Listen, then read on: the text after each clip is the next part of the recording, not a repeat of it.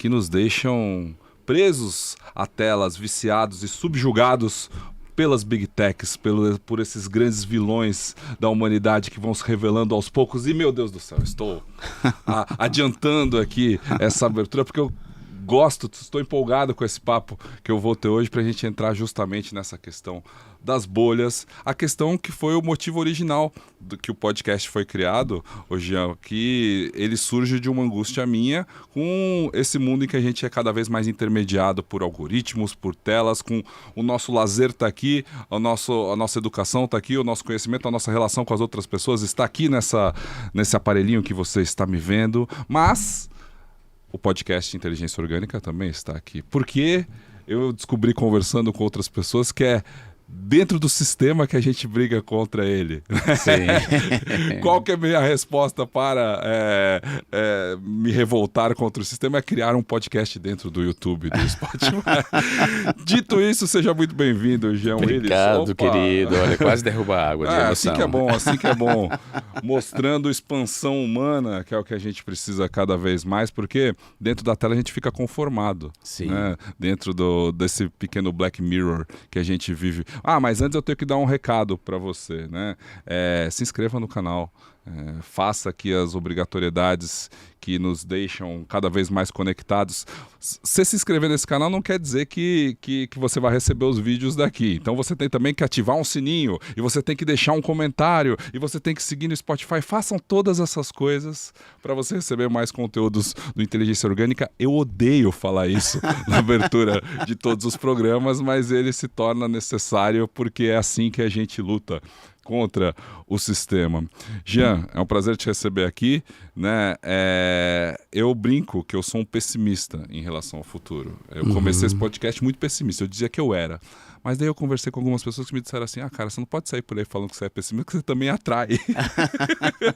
Então você vai se fechando dentro das... E a verdade é que ao conversar cada vez com outras ideias, ao me expor a mais diversidade de pensamentos reais aqui, não só na tela, mas no tete-a-tete, eu tenho me tornado menos pessimista. Então eu brinco que eu sou um pessimista e eu convido pessoas para, quem sabe, trazer aqui uma mensagem de esperança. Bom, obrigado, querido, pelo convite. Eu não sei se eu vou chegar a trazer uma mensagem de esperança, mas eu acho que eu vou dar minha contribuição para um debate que está, né, em pleno curso. A gente não pode concluir nada em relação a essas novas tecnologias, mas vou trazer aqui alguns insights, algumas iluminações para esse debate, né, que eu acho que podem contribuir. E eu digo que acho que podem contribuir porque essas contribuições partem de um doutorado que eu me dediquei, entreguei minha tese agora à Universidade de Barcelona, um doutorado sobre a desinformação digital, né, A desinformação sempre existiu, né? As novas formas da desinformação que envolvem as tecnologias digitais. Então, essas contribuições viram muito a partir daí e de um livro que eu lancei o ano passado, pela editora Nós Edições Sesc, São Paulo, chamado Falsolatria. Esse livro reúne os principais insights da minha tese de doutorado. Quer dizer, eu publiquei um livro com os insights antes mesmo de entregar a tese. Mas a pedido do Sesc, eu fiz esse trabalho para uma coleção coordenada por Márcia Tiburi, chamada Filosofia Pop, que é fazer uma filosofia fora da academia, fazer com que a filosofia encare os desafios contemporâneos, né? Não se torne, nas palavras de Márcia, uma filosofia bancária, uma filosofia burocrática, mas que pense as questões contemporâneas. Lembrando o grande Paulo Freire. Lembrando o grande Paulo Freire e também lembrando eu acho que era o Deleuze que falava isso, né? Que falava isso também sobre... Ou Deleuze ou Guattari, não lembro agora, o Félix Guattari. Um desses filósofos franceses falava dessa necessidade de uma filosofia pop, de uma filosofia popular, né?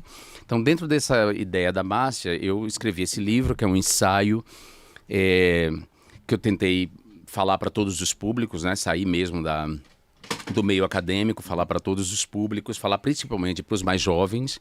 E é um livro em que eu faço um diagnóstico do que a gente está vivendo, assim, um diagnóstico a mais, porque há outros diagnósticos, né, em curso, um diagnóstico a mais do que a gente está vivendo, do estado de coisas.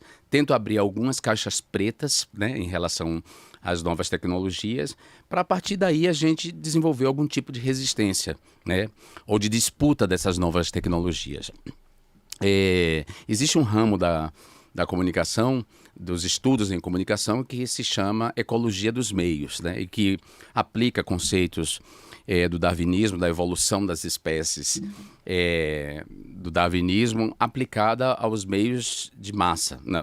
Aplicada aos meios de comunicação. Quer dizer, os meios de comunicação sofrem mutações e essas mutações impactam, claro, essas mutações transformam esses meios, assim como as mutações genéticas transformam os seres vivos, né? E essas mutações que os meios sofrem impactam a gente, impactam nossos comportamentos, nossas relações, as relações sociais, e impactam principalmente nossas estruturas cognitivas. É uma ideia que está, por exemplo, na obra do Marshall McLuhan, que é um pensador americano, que não foi muito estudado no Brasil, né?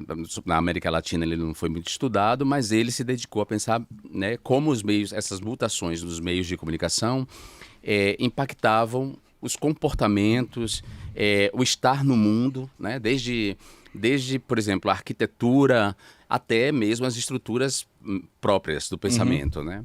Uma das frases mais famosas dele, que utiliza-se muito na publicidade, virou um slogan, na verdade, o meio é a mensagem. Então, o que é que ele quer dizer com isso?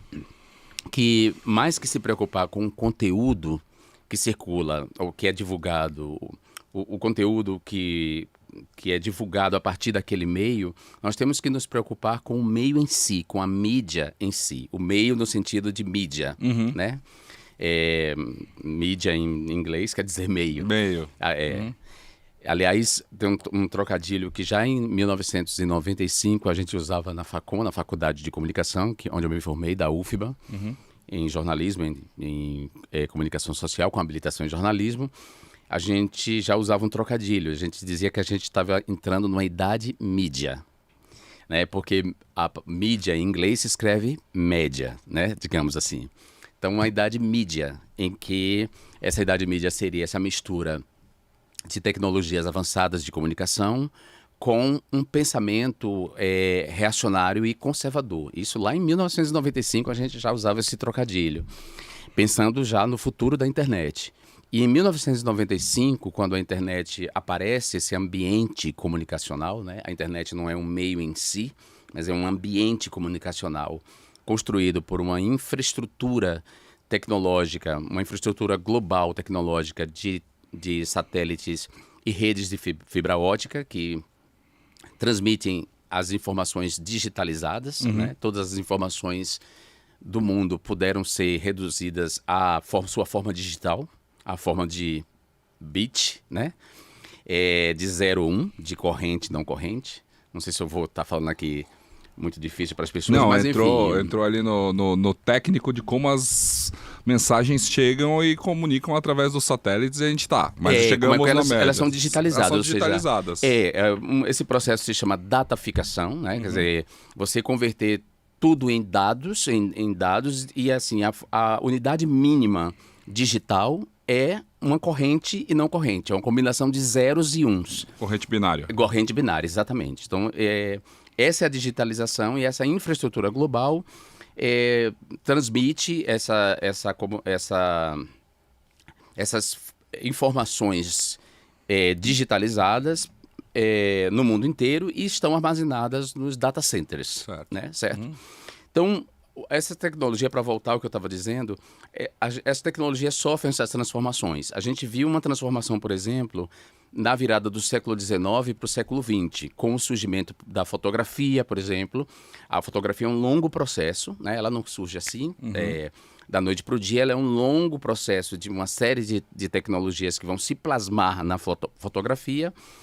Aí surge a fotografia, na sequência aparece o cinema, o rádio, depois a televisão, né? Mais tarde a televisão, nos anos 50. E essas tecnologias, então, os meios de comunicação, naquele momento, sofrem essa mutação e dão origem aos meios de comunicação de massa, os meios de comunicação massivo.